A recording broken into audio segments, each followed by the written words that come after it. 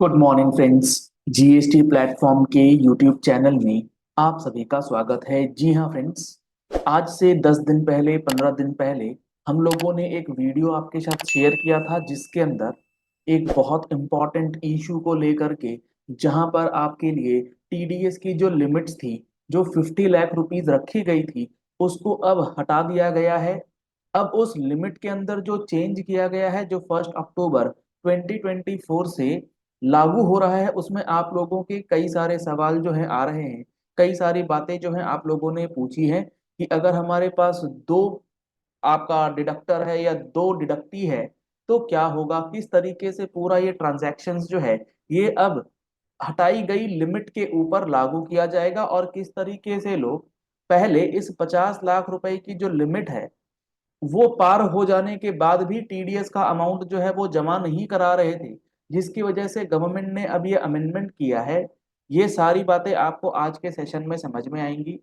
आपके कमेंट्स, आपके जो व्यूज हैं वो पढ़ के मुझे ये समझ में आ रहा है कि आप वीडियोस पूरी देखते नहीं हैं, आधी वीडियोस देखने के बाद ही आप कमेंट करते हैं। इसी वजह से आपके क्वेरीज का जवाब जो है वीडियो में होते हुए भी आपको नहीं मिल पाता है। खैर, अगर आपको पूरी वीडियो देखनी है तो उसको जब आप पूरी तरीके से देख लेंगे तो आप जो सवाल पूछने वाले हैं आप बिल्कुल पूछें, कमेंट बॉक्स में पूछें, लेकिन पूरी वीडियो को देखने के बाद। क्या पता जो आपने पूछा हो वो अगली लाइन हो, क्या पता वो आखिरी में हमने बता रखा हो। अब यहाँ पर जो सिचुएशन है, ये 50 लाख रुपीज की जो लिमिट है, सेक्शन 194 IA के अंदर जब आप अपनी प्रॉपर्टीज बेचते हैं, मान लीजिए एक पर्सन है जो अपनी प्रॉपर्टी यानी कि फ्लैट बेच रहा है, और वो जो फ्लैट बेच रहा है लेट सपोज 60 लाख रुपीज में बेच रहा है, और जब वो 60 लाख रुपीज की बेचेगा तो जो पर्सन उसे पेमेंट करेगा 60 लाख रुपए की। प्रोविजन ये है कि 50 लाख रुपए से ऊपर की प्रॉपर्टी जब बेची जाएगी तो खरीदने वाला जो है, जो पर्सन पेमेंट करेगा, वो पर्सन पेमेंट करते समय 60 लाख रुपए के ऊपर 1% का टीडीएस यानी कि 60,000 रुपीज डिडक्ट कर लेगा। सामने वाली पार्टी जिसको जिसने बेचा है उसको तो पेमेंट किया जाएगा 59 लाख 40,000 रुपीज का, और 60,000 रुपीज उसके पैन नंबर पे जमा करवा दिए जाएंगे, जिससे गवर्नमेंट ये ट्रैक कर लेती है कि इस पर्टिकुलर व्यक्ति ने 60 लाख रुपए की फ्लैट बेची है। अब वो कैपिटल गेन में दिखा रहा है नहीं दिखा रहा है, इस चीज को ट्रैक रखने के लिए गवर्नमेंट ने ये प्रोविजन बनाया था। अब इसमें समस्या क्या आ रही थी, और ये जो प्रोविजन है लोग इसको ओवर रूल कैसे कर रहे थे और इसको ओवरपास कैसे कर जा रहे थे बिना कोई टीडीएस काटे, इसके लिए आपके साथ प्रैक्टिकल एनालिटिकल सिचुएशंस जो हो रही थी, अब उन सिचुएशंस को देखते हुए गवर्नमेंट ने यहां पर बहुत ही बड़ा अमेंडमेंट करके इस 50 लाख रुपए की लिमिट को एक तरीके से खत्म कर दिया। अब हर केस में अगर आप 20 लाख रुपए भी पेमेंट कर रहे हैं, आप 25 लाख रुपए भी पेमेंट कर रहे हैं, आप 10 लाख रुपए भी पेमेंट कर रहे हैं, तो भी आपको टीडीएस जो है वो काटना पड़ जाएगा। 50 लाख की लिमिट अब रही नहीं है। आप इस बात को समझिए कैसे ये बात निकल के आएगी। अब देखिए, मैंने सिचुएशंस बनाए हैं। सबसे पहला है सिचुएशन नंबर है केस नंबर 1। आपका जो सेलर है वो है पर्सन ए, और आप हैं बायर, यानी कि बायर नंबर बी। एक सेलर है एक बायर है, ठीक। यहां पर कोई दिक्कत नहीं। यहां तो अगर आपने 50 लाख रुपए से ऊपर की प्रॉपर्टी बेची है, यहां पर जो आपकी प्रॉपर्टी बेची गई है 50 लाख रुपए से ऊपर की, मान लो 60 लाख रुपए की, तो 1% का टीडीएस जो है वो बी काटेगा, जमा कर देगा सेलर के अकाउंट में। कोई प्रॉब्लम यहां पर नहीं। केस नंबर 2 देखिएगा, अब प्रॉब्लम यहीं से स्टार्ट होती है। केस नंबर 2 में क्या है? केस नंबर 2 में है बायर जो है, खरीदने वाला जो है वो है एक पर्सन, यानी कि जो ये बायर है सी, ये जिस प्रॉपर्टी को खरीद रहा है, जिस फ्लैट को खरीद रहा है, उसकी वैल्यू है 60 लाख रुपीज। उसकी वैल्यू क्या है? उसकी वैल्यू है 60 लाख रुपीज। लेकिन जो बेचने वाला व्यक्ति है वो इस बार एक से ज्यादा है। ध्यान से देखिएगा, इस बार जो प्रॉपर्टी है वो जॉइंट प्रॉपर्टी है, ए एंड बी। अब प्रोविजन जो पहले था, प्रोविजन ये था कि आप अगर पेमेंट कर रहे हैं टू अ रेसिडेंट और वो पेमेंट 50 लाख रुपए से ऊपर है। अब यहां पर ये जो सी है ये क्या करता था, इसने बोला कि ठीक है मैंने 60 लाख रुपए की प्रॉपर्टी खरीदी तो है, लेकिन जब मैं टीडीएस के लिए पेमेंट टर्म्स देख रहा हूं तो मुझे प्रोविजन ये कहता है कि अगर मैं पेमेंट कर रहा हूं to a resident, A is also a resident, B is also a resident, अगर मैं इस रेसिडेंट को पेमेंट कर रहा हूं 50 लाख रुपए से ऊपर और बी को पेमेंट कर रहा हूं 50 लाख रुपए से ऊपर फॉर अ प्रॉपर्टी, तो मुझे टीडीएस काटना है। तो ये क्या करता था, टोटल प्रॉपर्टी आपकी 60 लाख रुपए की है, चूंकि ये पेमेंट दो पर्सन को कर रहा है, मान लो 30 लैक्स इक्वल शेयर का है अगर, तो वो क्या करता था, टीडीएस यहां पर डिडक्ट नहीं करता था, ये कहते हुए कि भाई मैंने जो ए को पेमेंट करा वो तो 30 लाख ही करा है, वो तो 50 लाख करा ही नहीं। बी को जो करा है वो तो 30 लाख करा है, वो तो 50 लाख करा ही नहीं। तो वो क्या करता था, टीडीएस नहीं काटता था। और ए और बी के 26 एएस एआईएस टीआईएस में जो डेटा गवर्नमेंट को चाहिए था वो मिल नहीं पा रहा था। सिचुएशन नंबर 2 के अंदर ये बात निकल के आई। सिचुएशन नंबर सी, अभी बताऊंगा गवर्नमेंट ने क्या चेंज करा।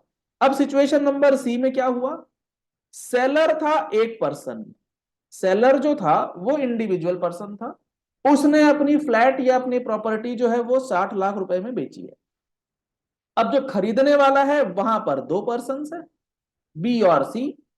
अब फिर वही बात निकल के आई थी कि 60 लाख रुपीस की प्रॉपर्टी तो है, लेकिन जो ये सेलर है जिसने ये प्रॉपर्टी बेची है, जब इसके टीडीएस की काटने की बात आएगी, जो ये पर्सन है बी और ये पर्सन है सी, ये दोनों टीडीएस काटेंगे ए का।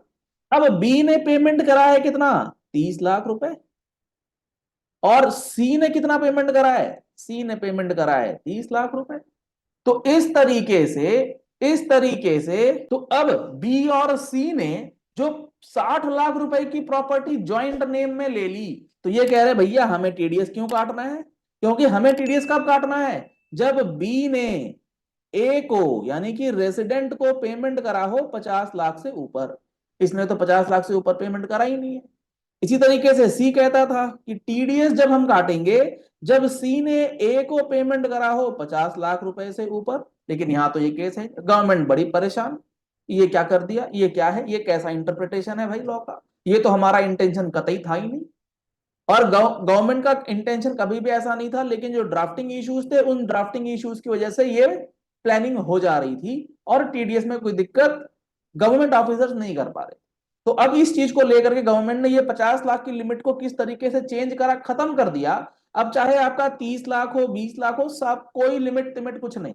अभी देखेंगे कैसे।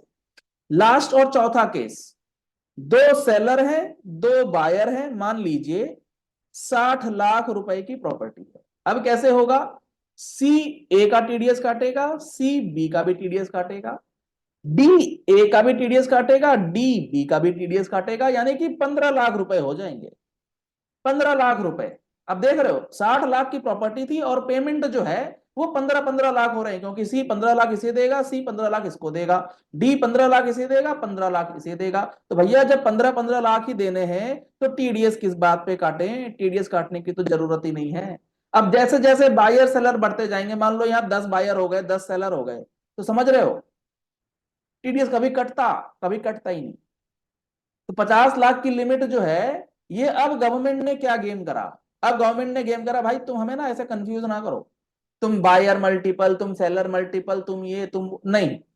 अब हमने क्या बोल दिया, अब तुम्हारा चाहे एक बायर हो एक सेलर हो, मल्टीपल बायर हो मल्टीपल सेलर हो, हमें वो खेलना ही नहीं है आपके साथ, हमें वो गेम ही नहीं खेलना।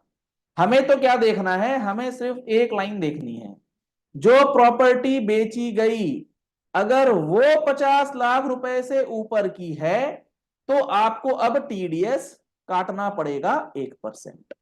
अब आप ये नहीं कह पाएंगे कि 50 लाख की लिमिट के लिए हम इंडिविजुअल इंडिविजुअल बायर सेलर खेलेंगे, नहीं। अब 50 लाख की प्रॉपर्टी हो, चाहे इसके अंदर 50 बायर 50 सेलर इन्वॉल्व हो और एक एक बायर एक एक सेलर एक एक लाख रुपए दे रहा हो, फिर भी टीडीएस कट जाएगा। इसीलिए मैंने बोला है हर केस में टीडीएस कटेगा, भले ही ए पर्सन जो है वो 1 लाख रुपए का पेमेंट करे, टीडीएस इसको भी काटना पड़ेगा। आई बात समझ में? हाँ सर, अब बात समझ में आ गई कि यहाँ पर 50 लाख की लिमिट किस तरीके से खत्म कर दी है गवर्नमेंट ने। अगर मैं आपको टेक्स्ट दिखाऊं तो गवर्नमेंट ने ना ये बातें इन्होंने लिख करके कैसे बताई है।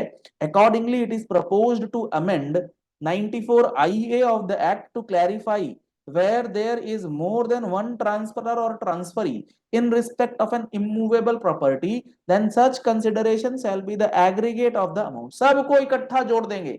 50 लोग थे तो 50 लोगों का कंसिडरेशन 1-1 लाख था ना, 1-1 लाख को जोड़ दीजिए, 50 लाख से ऊपर हो गया तो अब आपको टीडीएस काटना मैंडेटरी कर दिया गया है। 1 अक्टूबर 2024 से ये मेजर अमेंडमेंट जो है बजट 2024 के माध्यम से किया गया है। ऐसी ही important analytical videos with practical examples के लिए आप हमारे यूट्यूब चैनल जीएसटी प्लेटफॉर्म को फॉलो कर लीजिए। नोटिफिकेशन बेल के साथ आने वाले समय में काफी सारे इंपॉर्टेंट वीडियोस और चेंजेस जो है वो आने जा रहे हैं।